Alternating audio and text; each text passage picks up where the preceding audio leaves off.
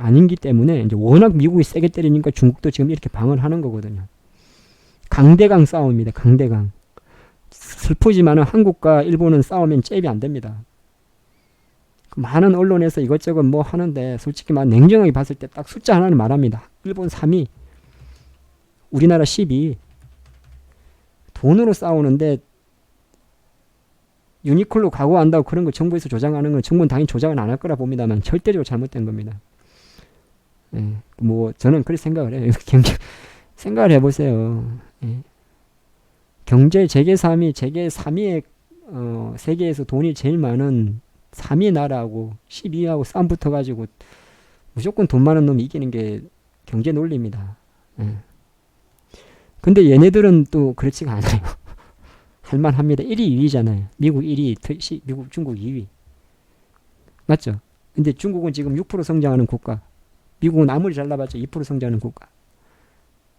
할만합니다. 얘네들은 진짜 할만해요. 맞죠? 근데 우리하고 일본은 좀 저도 한국 사람인데 죄송합니다만은 싸워갖고는 안 됩니다. 이건 뭐 여러 가지 좀 산재되어 있는 문제를 잘 풀어야겠죠. 뭐 군사 안보적인 문제 모든 게 다 포함되죠. 그래서 사실은 아시겠습니다만 김정은, 아베, 트럼프, 시진핑은 다 같은 그림으로 봐야 되죠. 여기까지는 맞죠? 네, 같이 보셔야 되고 어쨌든 트럼프가 제가 좀 좋게 보는 거는 파월을 공격할 겁니다. 계속 공격을 하고 있고 이 부분은 왜냐하면 트럼프는 정말 무서운 사람이에요. IMF 수장도 바뀌잖아요. 지금 리카르도 이 여자분도 이제 사임을 합니다. 아마 트럼프의 채권으로 쏠리겠죠. 그 다음에 영국 보시죠. 영국 보리스 존슨 또라이 있죠. 얘 완전 트럼프 갑니다. 그래서 글로벌로 어쩔 수 없이 트럼프가 재선하게 되면 트럼프 입맛대로 가게 됩니다. 모든 게. 그리고 드라기 총재 ECB 드라기 총재 지금 퇴임합니다. 조만간에. 영국이 지금 ECB도 0%인데요. 이거 또 내리게 할 겁니다. 또 내리게 할 거예요. 마이너스로. 그러니까 쉽게 말해서 대출받는 게 이익이 되게. 지금도 마찬가지입니다. 지금 예금 넣으면 손해고 대출을 받아 이익이 되는 그런 구조가 되죠. 일본도 제로금리입니다. 계속 제로금리. 그래서 제가 좀 그래도 그나마 좋은 말씀 드리려고 하는 게 이 모든 거를 어느 정도 금리 나른 재료를 가지고 계속 커버를 할 거기 때문에 물론 그걸 한다고 장을 재료가 이 무역 분쟁보다는 약합니다만은 주시장 관점에서는 우리가 그 쿠션 효과 완충작용이라는 게 있습니다. 완충작용을 할 수가 있습니다. 완충작용을 할 수 있고 또 하나가 이 모든 거를 우리는 다 품고 있다는 겁니다. 이 어제 오늘 이야기가 아니에요. 어제 오늘 이야기는 요겁니다. 요거 7위안을 넘은 거. 그러다 보니까 시장이 제가 생각할 때 상당히 지금 이 부분을 두려워했습니다. 트럼프가 10% 때리고 안 때리고는 그렇다면 중국이 망합니까? 당장 안 망하거든요. 그래서 이 부분을 조금 보시면 좋은데 아까 말한 대로 위안화가 나름 한계치라고 말한 한계치 7위안을 넘다 보니까 상당히 위험 자산에 대해서 매도가 나왔다. 그래서 미국도 흔들렸고 막 보는 겁니다. 원화도 환율도 뛰어버렸다. 신흥국 환율도 뛰어버린 거죠. 위험자산 매도는 주식에 대한 매도고 우리 위험자산 매도 주식에 대한 매도는 자국 환율의 약세거든요. 자, 이런 재료가 있다. 그래서 이런저런 일정이 있고 또 이번 주에 약간 비둘기파적인 연준 의원들이 연설도 있습니다. 갑자기 그 양반 이름이 생각 안 나는데 부총재 이름이 생각이 안 나는데 제임스 러너인가? 그런 거 보고요. 일본 문제는 일본 문제는 딱 이렇게만 생각하세요. 그냥 일본 문제 가지고 장이 어떻대 그런 소리 하지 마시고 저도 안 하지 않습니까? 일본 때문에 장 빠졌다는 소리 잘 안 합니다. 일본 문제는 그냥 수혜주 단타로만 하세요. 아주 간단합니다. 걔네들이 규제한다는 게 어차피 규제한다 그러면은 지금 1100개잖아요. 예? 1100개면 사실은 핵심 부품은 전부 달아봐야겠죠. 예. 그래서 일본 관련 이슈는 주식시장 관점에서는 그냥 수혜주란 말이 좀 이상한데 그냥 반일본 수혜주로 매매만 하면 됩니다. 매매할까 안 할까 몇 개 전해드립니다. 제일 대장은 원래 SK 모트리얼즈입니다. 우리가 보통 이제 어떤 나름 공부한 관점에서 보면 실제적으로 수혜를 볼 수 있는 거는, 근데 이거 지금 좀 부담스럽지 않습니까? 고점을 못 들었으니까. 그 다음에 삼성이 테스트한 솔브레인, 약간 갖고 있는 사람 입장에서는 갖고 있는 상황입니다. 지금 장이 안 좋, 장이 좋다면 지금 차트는 매수를 할 수 있는 차트예요. 매수해도 돼요. 근데 장은 지금 미루고 있는데 똑같은 생각입니다. 사람들이 불안해합니다.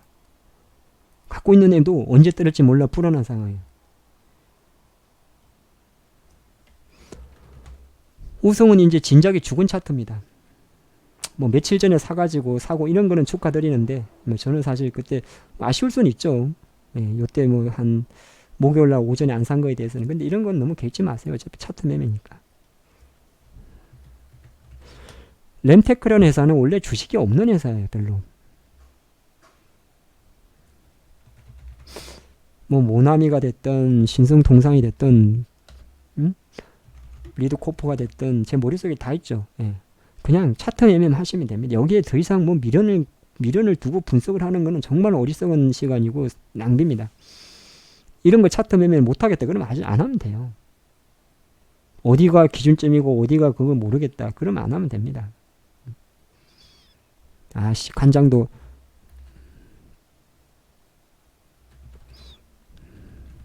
그럼 간장도 뭐 하는 거 아니야? 예를 들어서 근데 차트가 안 좋은데 그러면 안 하면 돼요. 봉오동 전투? 뭐 어쨌든 한일 감진 붙었으니까 그냥 차트 매매하면 됩니다. 네. 제가 좀 성의 없이 말씀드린 게 아니라 컴포지 캐리도 마찬가지고. 그러니까 주식시장에서 지금 움직이는 모든 종목들은 여기는 붉은색이다. 웬만하면 만약에 붉은색이다. 뭐 제일기획 같은 아주 개별주를 제외하고 나서 붉은색이다. 여기 있는 붉은색이다 그러면 전부 다 뭐 가스에 빠져가 뭐 안 그러겠습니까? 붉은색이다 그러면 거의 대부분이 반일보 수혜주 테마로 움직인다 보면 됩니다. SKC도 마찬가지고요. 아니면은 뭐 무방에서 여러분들이 했던 SNS텍 같은 것도 오늘은 아까 좀 빠지더라마는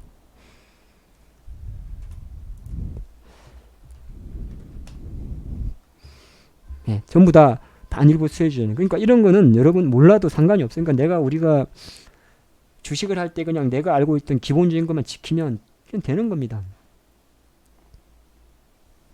기본적인 거. 여기 돌파했으니까 여기서 사고. 뭐 여러 가지 복합지지도 않죠. 그냥 가볍게 하면 됩니다. 그거는 지금 문제가 아니잖아요. 기존에 갖고 있는 게 지금 빠져서 이제 개피고 난 거잖아요. 맞죠? 그게 문제지. 사실은 문제는 바이오가 문제지. 만약에 모나리자예요. 모나리자 하면 돼. 알아서 그냥. 그냥. 물론 사지 않아서 그렇습니다만은 올랐다가 다시 여기서 뚫을 때 뭐 한 3,500원에 사면 돼. 그거는 원래 하던 사람 하는 거니까 이런 거 가지고 굳이 제가 뭐라 안 할 겁니다. 그래서 반일부 수혜주는 온라인상이나 다른 시장에서는 갑론을박 하시고 모든 주시장 관점에서는 오히려 적극적으로 오히려 수혜주 관점으로 매매하는 게 낫습니다. 아시겠죠? 그래 봤는데 차트가 죽었어. 예를 들어서 여러분들 이 차트 못 보는 사람 아무도 없습니다. 이게 죽은 차트인지 살아난 차트인지는. 제가 계속 방송을 좀 들으신 분이라면 웬만하면 다 압니다. 이거는 이거 못 넘겠구나 알아요. 그냥 잘해야 그냥 우리가 배웠던 것 중에서 잘해야 5월선 회복했을 때 일단 일부 매수 회복한 전 저점의 손절 그리고 돌아가면 힘 보면서 매도 그런 것밖에 없어요. 그래서 그런 거는 오히려 이제 일본 수혜주 찾는 게 그렇게 보시면 됩니다. 어렵게 하지 마세요. 제가 혼자서 맨날 매매한 거 엄청 올려드릴 텐데 그걸 또 같이 어떤 때는 같이 했으면 싶은 생각을 하다가도 제가 이제 손절도 엄청 할 거 아니에요. 수익 나면 올리니까 그런 거지. 후딱후딱 많이 합니다. 많이 하기 때문에 일본 관련해서는 일단 이렇게 보시는 게 좋습니다. 모르고 가장 문제는 장이 빠진 가장 문제는 이 자석들 때문에 그렇습니다. 이거는 정부 책임이 커요. 사실은. 삼성바이오로직스는 정부 책임이 엄청 큽니다. 현 정부가요. 예. 잘못은 전 정부가 했는데 현 정부가 이거를 처리를 지금 못 해가지고, 그래서 3반은 제껴놓고 이야기합시다. 그래서 이거는 이제 가장 큰 문제는 사실은 셀트리온입니다. 아시겠습니다만은 신라젠 이 잔챙이들은 어차피 양아치들이니까 빼고요. 제일 제가 장이 좀 많이 안 좋은 게 오늘 셀트리온이 시가총액 10위로 밀렸어요. 어제까지만 해도 한 3, 4위까지 있었는데. 그래서 냉정하게 봤을 때 저도 이제 가끔 그렇게 좋게 안 보면서도 가끔 추천을 드리고 했는데, 셀트리온은 싸다 비싸다의 논리를 좀 붙이기 좀 어렵잖아요. 제약 바이오니까. 근데 지금처럼 장이 흔들릴 때는 그게 또 무시가 못합니다. 장이 괜찮을 땐 괜찮은데. 그래서 우리나라 지금 지수가 지금 여기 있습니다. 아시죠? 셀트리온 기준으로 보면 한 9만원대 있어요. 지수는. 여기 2017년도 초 지수에 있으니까 그보다 밑에 있구나. 지금 지수가 대략 한 2017년도 16년도 말, 그러니까 2017년도 초 위치에 있으니까 셀트리온은 지수보다는 아직 높여 있습니다. 셀트리온은 그러니까 이렇게 보면 지수보다는 강한 거예요.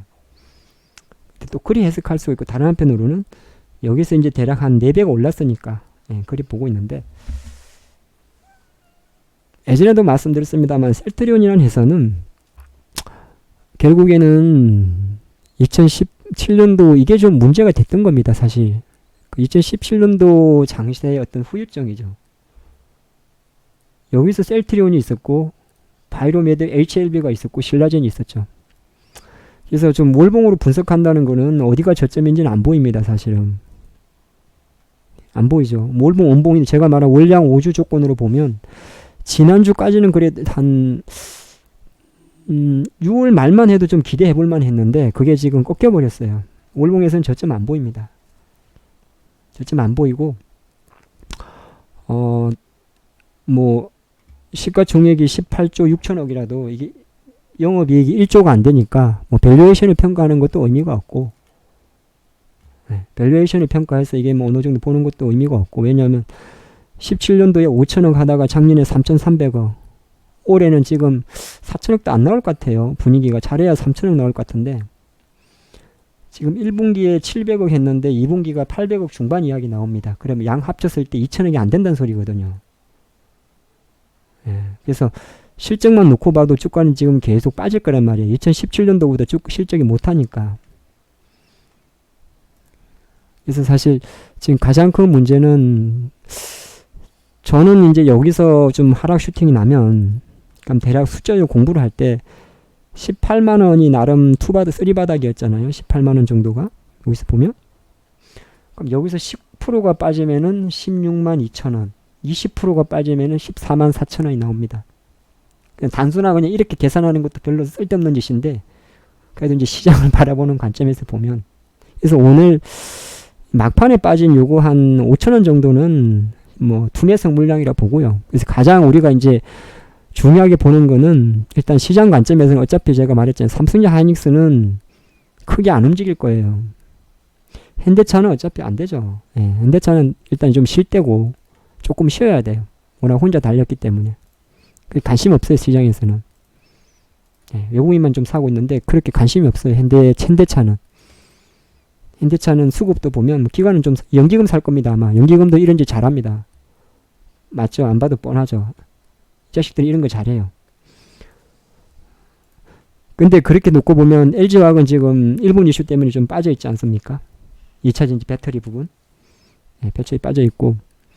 그래서 일단 SK텔레콤이나 이런 통신주들은 제가 생각할 때는 지금 안 사셔도 됩니다. 뭐 이제 장이 빠지니까 방어주들이 좀 움직이는데 그냥 그거는 당연히 이제 이런 거 누가 들어오겠습니까? 안 봐도 연기금 들어올걸요. LG 플러스. 예. 귀신이죠. 왜냐면 이 자식들이 이런 거 사거든요. 꼭. 그래서 그런 거 보고 여기서 뭐 매매하는 거는 뭐 여러분들 소관인데 뭐 수익률이 높지는 않을 거 아니에요. 지금 장에 2% 3%